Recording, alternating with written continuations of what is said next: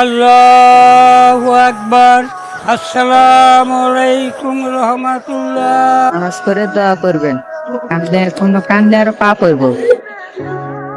এইটাই তো সময় শ্রীমারে আমাকে ঘরে বউ কইরা নিয়ে যাওয়া। সবসময় তো আপনাদের মা হিসাবে দেখছে, মেয়ে আপনারা যখন খুশি নিয়ে যাবেন। বিয়ের পর আপনার যখন মন চাইবো বাড়িতে চলে আসবেন, এর হাতে রান্নাও খাইলেন। পাশাপাশি গ্রামে আত্মীয় হইলেই একটা মজা।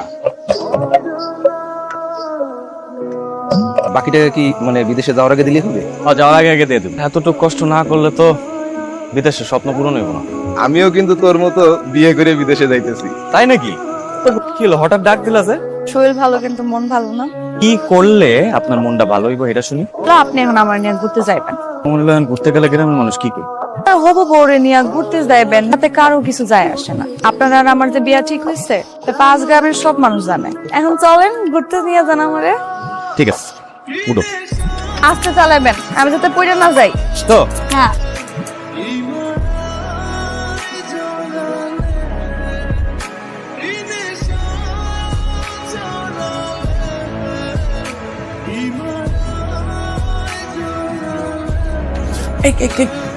আমার সালামি দেন। আমি কইছি তোমার সালাম করতে। আর এই সালাম মানুষের জীবনে একবারই করে।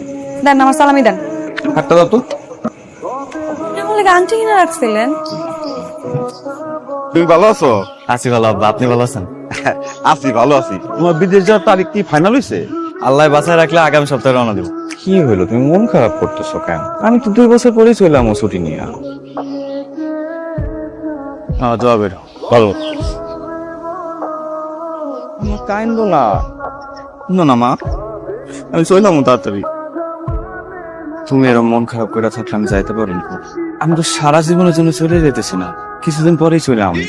ভাইয়া দেরি হইতেছে, তাড়াতাড়ি চলো।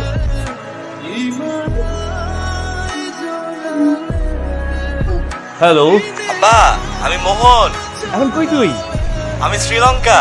আব্বা, আপনারা কেমন আছেন? আমরা ভালো আছি রে, তুই কেমন আছো? আমি ভালো আছি, আমার সাথে আরো কয়েকজন বাঙালি আছে বিভিন্ন জেলা।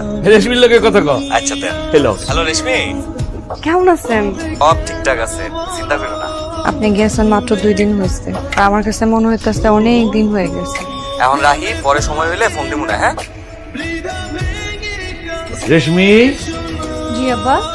মোহনে কি তোমার ফোন দিছিল? না। আচ্ছা, কোনো সমস্যা হলো নাকি? তখন তো 5 দিন ধরে ফোন করতেছে না। আমি তো বুঝতে পারতেছি, তুমি যাও, চিন্তা করো না।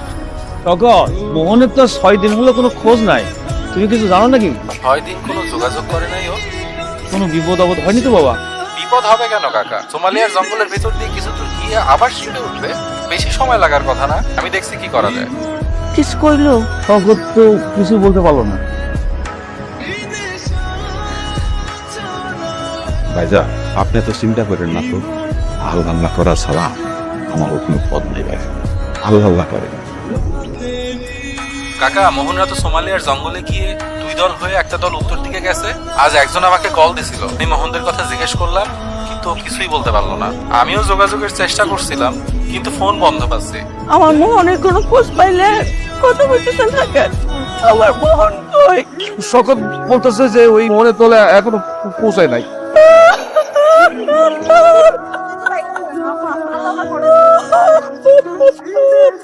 সবাইকে আমন্ত্রণ জানাচ্ছে নিউজ জিট। বৈধ পথে সাউথ আফ্রিকা যাওয়ার সময় 10 বাংলাদেশি সহ গুলি করে হত্যা করেছে। হত্যার পর লাশ সাগরে ফেলে দিয়েছে।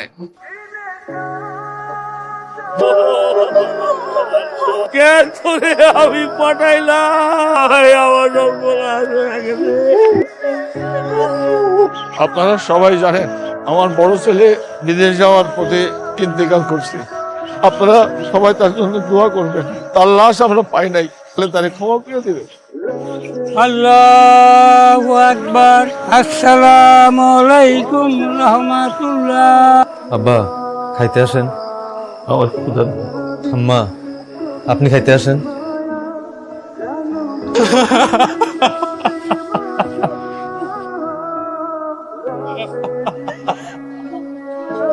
ওদিন কাকা, আপনার পোলা তো বাচ্চা নাই, পোলার বউ তো জোয়ান মাইয়া, তা আপনি নিজে খাওয়াইবেন কে? পাঠাই দেন বাপের বাড়ি।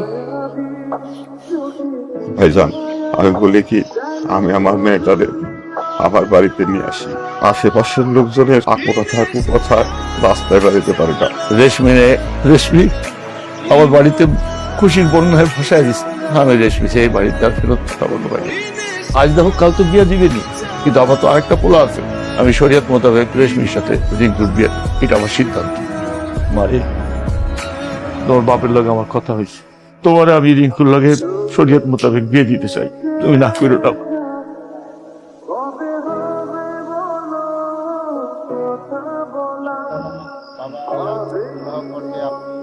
বলেন মা, কবুল কবুল। কবুল। বাবা আপনি বলেন কবুল। কবুল।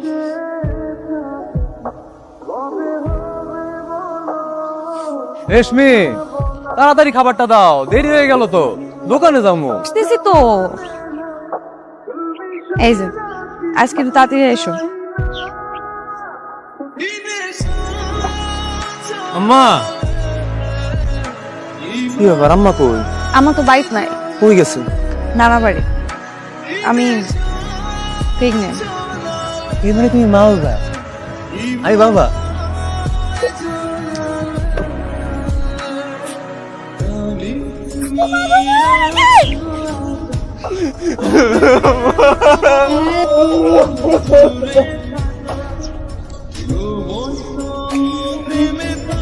যখন জঙ্গলের গভীরে পৌঁছালাম, একদম সোমালিয়ান দস্যু আমাদেরকে আটকে ফেলায়।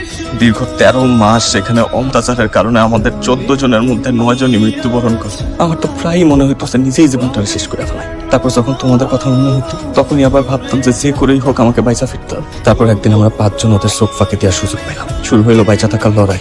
অবশেষে ফিরলামও, কিন্তু জীবনের প্রয়োজনে যে জীবন আছে, এই যেমন আমার জীবনের রেশমি। আমাদের একটা সুন্দর ভবিষ্যতের জন্য 7 সমুদ্র পার হয়ে গিয়েছিলাম জীবিকার তাগিদে। 13 মাস পরে এসে দেখি আমার কোনো কিছুই আর আমার নাই। আহারে জীবন।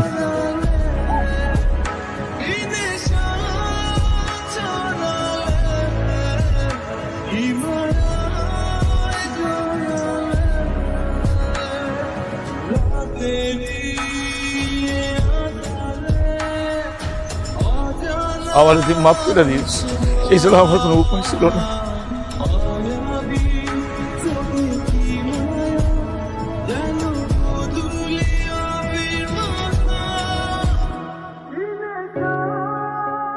কিরে মোহন না?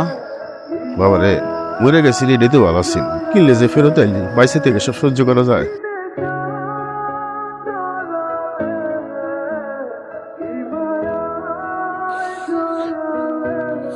এই চিঠি তোমরা যখন হাতে পাইবা, তখন আমি তোমাদের ছেড়ে চিরকালের জন্য বহু দূর চলে আসছি। আমি বুঝতে পারছি তোমরা যতখানি কষ্ট পাইছো আমার নিখোঁজ হওয়ার সঙ্গতে, তার চেয়েও বেশি কষ্ট পাইছো আমি ফিরে আসে। তোমাদের কাছে অনুরোধ, আমারে মাফ করে দিও। তোমরা সবাই ভালো থাকো।